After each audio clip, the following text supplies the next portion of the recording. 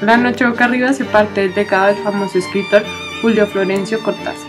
Nació el 26 de agosto de 1914 en Ixelles, un suburbio al sur de Bruselas, Bélgica, que para ese entonces estaba invadido por las tropas alemanas de la Primera Guerra Mundial, y muerto a los 69 años en París el 12 de febrero de 1984. Cortázar fue un gran profesor, escritor y traductor, reconocido por su aporte innovador y original a la literatura. Fue uno de los grandes maestros de los cuentos o relatos cortos del género fantástico y poético. Adicionalmente, Cortázar es reconocido por su papel definitivo en la defensa de los derechos humanos. En el año 1981, la familia de Cortázar se dirige a Banfield, al sur de Buenos Aires, en Argentina, donde el escritor pasa la mayor parte de su infancia. Durante su niñez, fue un gran lector y a los 10 años ya había escrito una pequeña novela y unos cuentos cortos de gran nivel. Hizo sus estudios primarios en la escuela de Banfield y posteriormente se formó como maestro y profesor de letras en la escuela Mariano Acosta. Más adelante, estudió filosofía en la Universidad de Buenos Aires y tiempo después se dedicó a dictar clases para ayudar económicamente a su madre. Después de todos sus estudios, participó del texto cinematográfico Buscando las sombras del pasado, dirigido por Gerardo Panero, y empezó a trabajar con la Cámara Argentina del Libro. De igual modo, colaboró en varias revistas donde pudo publicar algunos escritos propios. En 1951 viajó a Francia, donde paralelo a su nuevo trabajo como traductor, continuó su producción escrita y publicó muchos libros y poemas reconocidos actualmente.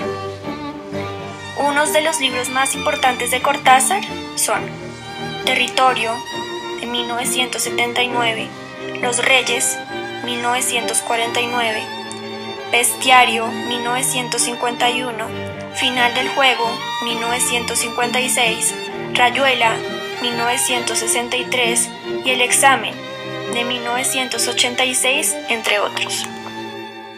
Ahora bien, teniendo en cuenta que el autor vive en 3 países diferentes, es importante echar una mirada general a la situación europea y argentina en el siglo XX.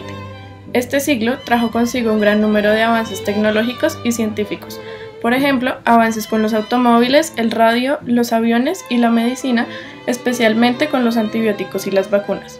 Sin embargo, durante este siglo también se presentaron eventos históricos que afectaron a Europa y el mundo entero, entre ellos la Primera y Segunda Guerra Mundial, el Tratado de Versalles, la formación del Imperio Alemán e Italiano, que se conformaron como naciones soberanas del imperialismo político y económico, la Guerra Fría, la dictadura de Adolf Hitler en Alemania y la invasión nazi.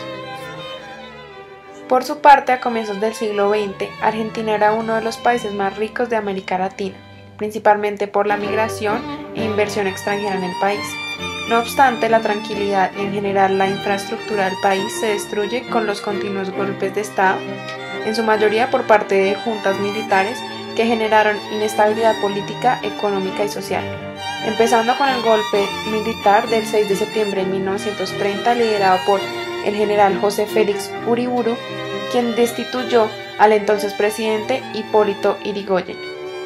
Uriburu fue reconocido como presidente provisional por parte de la Corte Suprema, dando origen a la doctrina de los gobiernos de facto, que tenían una tendencia fascista.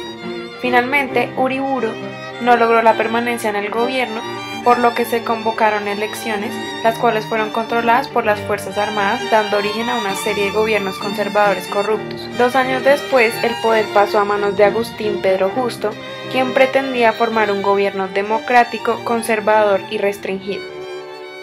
Más adelante se dio la Revolución del 43, con el golpe militar del 4 de junio de 1943.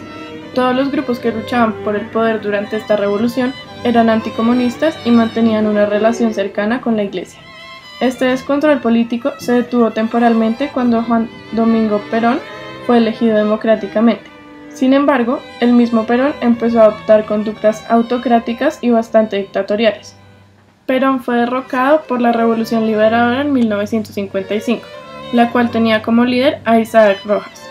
En el año 1958 se hizo nuevamente un llamado a las elecciones, que fueron controladas por las Fuerzas Armadas a cargo de Arturo Frondizi, quien sería derrocado 4 años más tarde por los militares el 26 de marzo.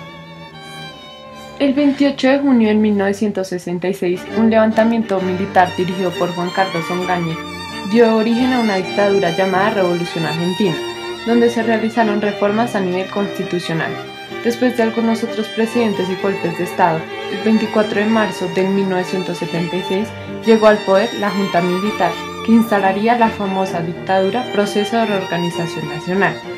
Esta dictadura, la última de este proceso, pero quizás la más violenta y opresiva de todas, se caracterizó por el terrorismo implementado por el gobierno, la persecución a la oposición, el control de los medios de comunicación y la violación a los derechos humanos de la población nacional. Toda esta serie de golpes de estados y dictaduras militares generaron en Argentina un fuerte debilitamiento en los sectores económicos y sociales de toda la nación.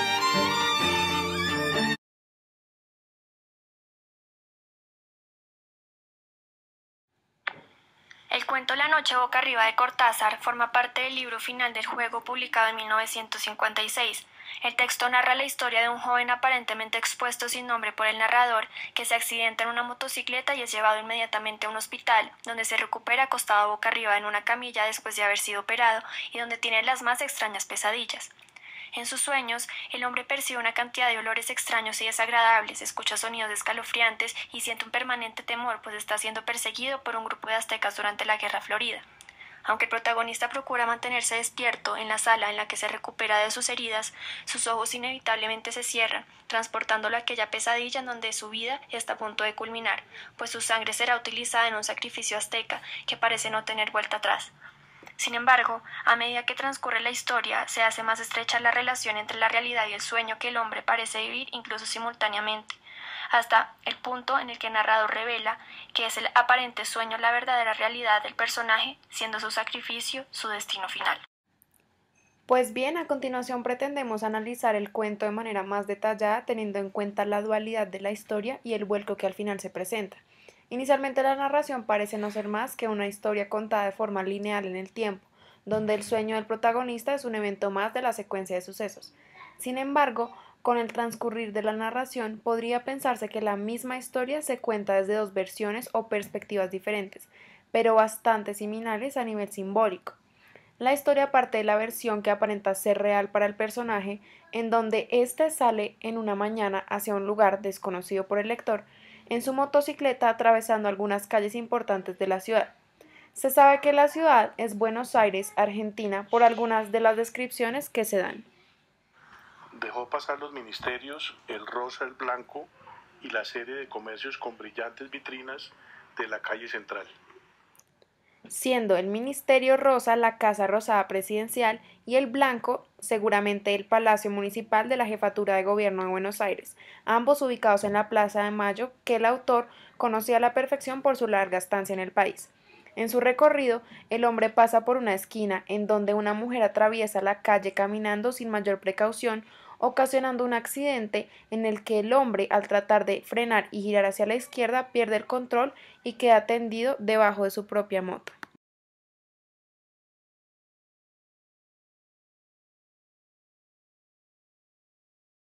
El siguiente instante de conciencia del personaje es cuando unos hombres lo levantan boca arriba y lo llevan a una farmacia cercana, a donde después llega una ambulancia que lo conduce al hospital. Durante estos momentos, la única preocupación y satisfacción del hombre era saber que la culpa del accidente no había sido suya. Su único alivio fue oír la confirmación de que había estado en su derecho al cruzar la esquina. Aunque parece producto del desmayo, en realidad el hombre desconocía la normatividad del tránsito y todo lo relacionado con la causa del accidente.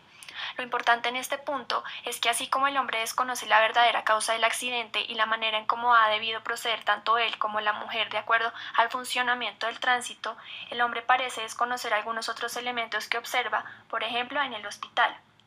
Cuando el hombre llega a ser atendido, se describen las cosas que observa con algo de sorpresa y reconocimiento.